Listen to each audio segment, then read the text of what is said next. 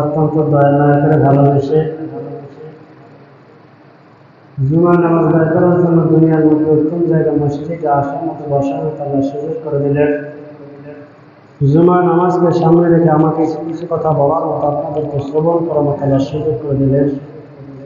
এজন্য নিয়ামতের শুকর আদায় করে মুসলমান হিসাবে ঈমানের আওয়াজ করছে কণ্ঠে সকলে কালিমাতুর শুকর উচ্চারণ করি, আলহামদুলিল্লাহ। গত জুমায় আমরা আলোচনা শুনেছিলাম পৃথিবীর প্রথম কোরবানি পয়গম্বর আদম আলাইহিস সালামের দুই পুত্র হাবিল এবং কাবিলের মাধ্যমে শুরু হয়েছে। তাদের মাধ্যমে পৃথিবীতে সর্বপ্রথম কোরবানির সূচনা। তারপর আর এই কোরবানি বন্ধ হয় নাই। যুগে যুগে সকল নবী রাসূল এই কোরবানি দিয়েছেন। পয়গম্বর নূহ আলাইহিস সালাম কোরবানি করেছেন, পয়গম্বর ইব্রাহিম আলাইহিস সালাম কোরবানি করেছেন, পয়গম্বর ইসমাঈল আলাইহিস সালাম কোরবানি করেছেন, পয়গম্বর ইসহাক, পয়গম্বর মূসা, পয়গম্বর ইয়াকুব আলাইহিস সালাম, এরা সকলেই এই কোরবানির বিধান পালন করছেন। সব যুগেই এই কোরবানির বিধান ছিল, সকল উম্মতেরাই এই কোরবানির বিধান পালন করছেন। আল্লাহ পাক রব্বুল আলামিন কুরআনুল কারীমের মধ্যে জানায় দেন, ওয়ালিকুল্লি উম্মাতিন জাআলনা মানসাকা লিয়াযকুরু ইসমাল্লাহি আলা মা রাযাকাহুম মিন বাহিমাতিল আনআম ফাইলাহুকুম ইলাহু ওয়াহিদ ফালাহু আসলিমু ওয়াবাশশিরিল মুখবিতিন। সূরা হজ 34 নম্বর আয়াতের মধ্যে আল্লাহ তাআলা বলেন, ওয়ালিকুল্লি উম্মাতিন জাআলনা মানসাকা, আমি আল্লাহ প্রত্যেকটা উম্মতের উপরে কোরবানির বিধান নাযিল করছিলাম। এই কোরবানির বিধান প্রত্যেকের জন্য নির্ধারণ করে দিয়েছিলাম। লিয়াযকুরু ইসমাল্লাহি আলা মা রাযাকাহুম মিন বাহিমাতিল আনআম, যাতে করে আমি আল্লাহ তাআলা তাদেরকে যেই চতুষ্পদ জন্তু দান করছি, সেই চতুষ্পদ জন্তু জবে করার সময় আমি আল্লাহর নাম উচ্চারণ করতে পারে। আল্লাহ তাআলা বলেন, ফাইলাহুকুম ইলাহু ওয়াহিদ, হে নবী আপনি উম্মতদেরকে জানায় দেন তোমাদের ইলাহ একমাত্র ইলাহ, তোমাদের আল্লাহ একমাত্র আল্লাহ।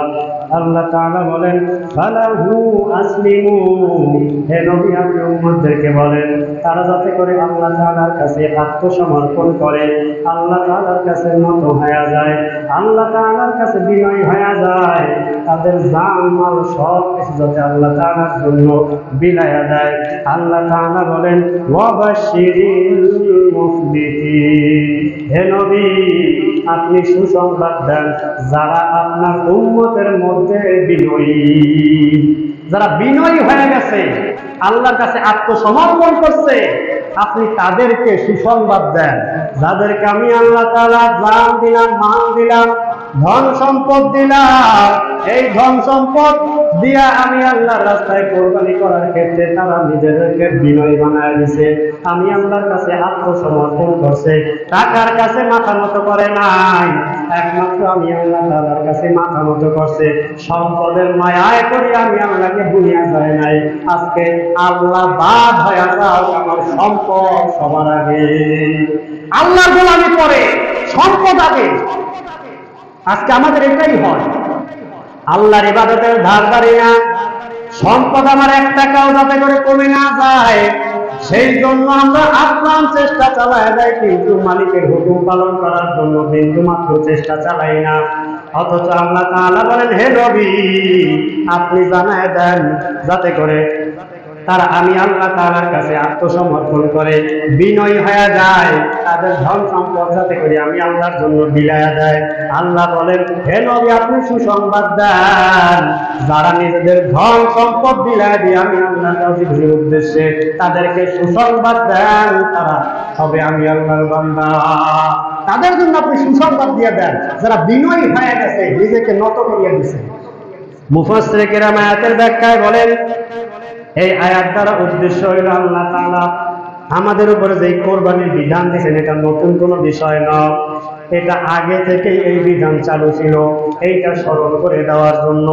কারণ আল্লাহ তাআলা বলেন, হে দুনিয়ার মানুষ, এই কোরবানির বিধান একমাত্র তোমাদের উপরে নয়, বরঞ্চ আমি আল্লাহ তোমাদের পূর্ববর্তী যত নবী রাসূল ছিল, যত উম্মত এই দুনিয়ায় আসছে, তাদের প্রত্যেকের উপরে এই কোরবানির বিধান ছিল। একটু ইতিহাসের দিকে তাকায় দেখো, পয়গম্বর নূহ আলাইহিস সালাম সে কোরবানি করছেন, পয়গম্বর ইব্রাহিম কোরবানি করছেন, পয়গম্বর ইসমাঈল কোরবানি করছেন, পয়গম্বর মূসা তিনি কোরবানি করছেন, পয়গম্বর ইয়াকুব তিনি কোরবানি করছেন। যত নবী রাসূল তারা দুনিয়াতে আসছে, সবাই এই কোরবানির বিধান পালন করছে, একমাত্র তোমাদের জন্যই নয়। তবে পয়গম্বর ইব্রাহিমের কোরবানি হইল একটু ব্যতিক্রমধর্মী কোরবানি। তার যে কোরবানি সেইটা ছিল একমাত্র আল্লাহ তাআলার উদ্দেশ্যে।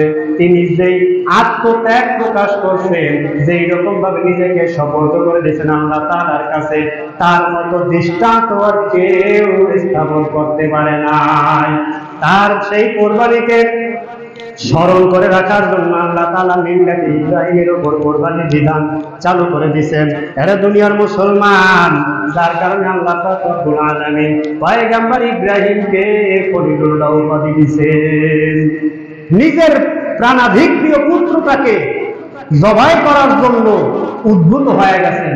কেমন সন্তান, সেই সন্তানটাও এমন ভাবে আত্মনিয়োগ প্রকাশ করছেন, এমন ভাবে নিজেকে সঁপে দিয়েছেন, তীক্ষ্ণ তরবারির নিচে নিজের গলাটাকে সঁপে দিয়েছেন একমাত্র আল্লাহর রাজি খুশির উদ্দেশ্যে। আজকে তুমি আর আমি কতটুকু আল্লাহর জন্য ত্যাগ স্বীকার করতে পারলাম, কতটুকু নিজেকে আত্মসমর্পণ করাইতে পারলাম, চিন্তার বিষয়। কতটুকু পারলাম? পয়গম্বর ইব্রাহিম কেমন ভাবে আত্মনিয়োগ করছেন, কেমন ভাবে আত্মপ্রকাশ করছেন, নিজের প্রাণাধিক প্রিয় পুত্রটাকে জবাই দেওয়ার জন্য প্রস্তুত হয়ে গেছে। সন্তানটাও শরীর নিচে শুয়ে গেছেন আল্লাহকে রাজি খুশি করার জন্য। তুমি আর আমি কোরবানি করব কাকে রাজি খুশি করাইবার জন্য? বেআইবাড়ি আত্ম একটা দান পাঠাইবার জন্য নাকি আল্লাহর জন্য? চিন্তার বিষয়, চিন্তার বিষয়। কিসের উদ্দেশ্যে কোরবানি করি? আল্লাহর উদ্দেশ্যে নাকি মানুষকে খুশি করার জন্য? যে অমুকে কোরবানি দিল না, বা আমি 2 লক্ষ টাকা দিয়ে কোরবানি করলাম মানুষকে শুনাইবার জন্য, এই জন্য কোরবানি নাকি আল্লাহর উদ্দেশ্যে কোরবানি? হে মুমিন, আল্লাহ পাক রব্বুল আলামিন এই বিধান নাযিল করছেন, এই বিধান দিয়েছেন, এইটা যুগে যুগে এই বিধান সবাই পালন করছে। তবে এই বিধান পালনের ক্ষেত্রে যুগে যুগে এর মধ্যে অনেক পরিবর্তন আসছে, অনেক বিকৃতি হয়েছে। জাহিলি যুগের দিকে তাকাইলে দেখা যায় আল্লাহকে বাদ দিয়া তারা বিভিন্ন দেব দেবীর উদ্দেশ্যে পশু জবাই করত, কোরবানি করত, দেব দেবীর উদ্দেশ্যে পশুকে উৎসর্গ করত। আল্লাহ তাআলা সেই কথা কোরআনের মধ্যে বলেন, মা জাআলাল্লাহু মিন বাহিরাতি ওয়ালা সাইলাতি ওয়ালা ওয়াসিলাতি ওয়ালা আম ولكن الذين كفروا يفترون على الله كذبا وأكثرهم لا يعقلون। সূরা মায়েদা 103 নম্বর আয়াতের মধ্যে আল্লাহ তাআলা বলেন, মা জাআলাল্লাহু মিন বাহিরাতি ওয়ালা সাইবাতি ওয়ালা ওয়াসিলাতি ওয়ালা হাম। আল্লাহ তাআলা বাহিরা সাইবা ওয়াসিলা হামকে শরীয়ত সিদ্ধ করেন নাই। ওয়ালাকিন্নাল্লাযীনা কাফারু ইয়াফতারুনা আলাল্লাহি কাযিবা, কিন্তু যারা কাফের তারা আল্লাহর উপরে মিথ্যা আরোপ করে, আল্লাহর উপরে মিথ্যা অভিযোগ দেয়। আল্লাহ তাআলা বলেন, ওয়া আকসারুহুম লা ইয়াকিলুন, তাদের অধিকাংশের মাথায় কোনো বিবেক বুদ্ধি নাই। আল্লাহ তাআলা বলেন, এই জায়গায় বলেন 4 শ্রেণীর প্রাণীকে তারা আল্লাহকে বাদ দিয়া দেবদেবীর জন্য উৎসর্গ করত। 1 নাম্বার বাহিরা, এমন প্রাণীকে বলা হয় যেই প্রাণীর দুধ তারা নিজেরা ভক্ষণ করত না, নিজেদের কোনো কাজে লাগাইত না। ওই প্রাণী, ওই দুধ প্রতিমার উদ্দেশ্যে উৎসর্গ করা হইত। ওই প্রাণীর দুধ তারা নিজেরা কি করতো না, খাইতো না, নিজেদের কোনো কাজে লাগাইতো না, একমাত্র তাদের প্রতিমার জন্য, তাদের মূর্তির জন্য ব্যবহার করত। ওই প্রাণীকে তারা তাদের মূর্তির জন্য উৎসর্গ করে দিত। এইটাকে আল্লাহ তাআলা শরীয়ত সিদ্ধ করেন নাই। 2 নাম্বার, সায়েবা, এমন পশু, এমন প্রাণী, যেই প্রাণী আপনার